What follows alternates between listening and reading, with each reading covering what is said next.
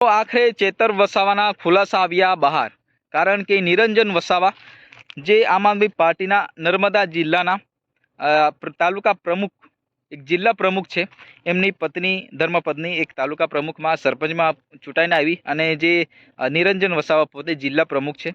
મિત્રો, જે નર્મદા જિલ્લામાં વારંવાર વિવાદ આવી જતો હોય છે, અત્યારે મિત્રો સોશિયલ મીડિયાની દુનિયામાં એક ખૂબ ચર્ચાનો વિષય ચાલી રહ્યો છે. નિરંજન વસાવા જે નર્મદા જિલ્લાના જિલ્લા પ્રમુખ છે આમ આદમી પાર્ટીમાંથી, મિત્રો એના નાના ભાઈ દારૂના ધંધામાં પકડાયા હતા અને નર્મદા જિલ્લા પોલીસે એમને ગિરફ્તાર કર્યા છે.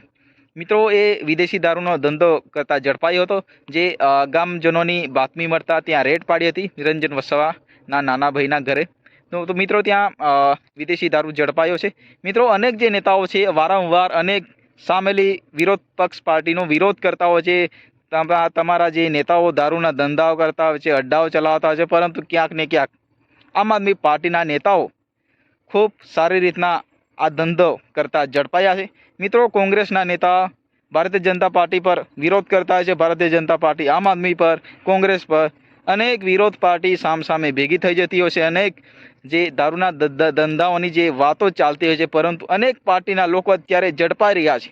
તો મિત્રો, અત્યારે ગાંધીના ગુજરાતમાં આ દારૂબંધી છે, પરંતુ ક્યાંક ને ક્યાંક આ દારૂબંધી માત્ર વાત પૂરતી છે, પરંતુ અનેક ગુજરાતમાં દારૂના અડ્ડાઓ ચાલી રહ્યા છે. ક્યાંક ને ક્યાંક આ દારૂના ધંધાઓ અનેક જે નેતાઓ છે, અનેક એ વિસ્તારની પોલીસ છે, એ બધાની જે મિલીભગતના હોવાના કારણે આ ધંધા અત્યારે ખૂબ મજબૂતાઈથી ચાલી રહ્યા છે.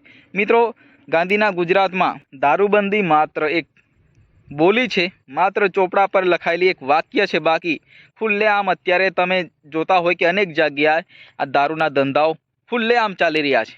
ના કોઈ રેડ પડતી હોય છે, પોલીસ પ્રશાસન પણ ક્યાંક ને ક્યાંક, આપણે તો જે હકીકત છે એ જ બતાવીએ છીએ, પરંતુ પોલીસ પ્રશાસન પણ ક્યાંક ને ક્યાંક સાથ આપી રહી છે એવું આપણને લાગી રહ્યું છે. કારણ કે અનેક જગ્યાએ તમે જોતા હોય ખુલ્લેઆમ દારૂઓ અત્યારે અડ્ડાઓ ચાલી રહ્યા છે. તો નિરંજન વસાવા છે જે જિલ્લા પ્રમુખ આમ આદમી પાર્ટીના, તો એમના નાના ભાઈના ઘરે દારૂના અડ્ડાની જે બોટલો મળી આવી છે અને જે બુટલેગર ધંધો કરતો હતો, લગભગ 5 પેટી એવું પકડાઈ આક્ષેપ લગાઈ રહ્યા છે મનસુખભાઈ. જે મનસુખ વસાવા એ ચોખવટ કરી છે કે ભાઈ નિરંજન વસાવાના નાના ભાઈ એ બહુ પહેલાંના ધંધો કરતા હતા, પરંતુ ક્યાંક ને ક્યાંક આમ આદમી પાર્ટી એમને દબાવવા માંગતી હતી.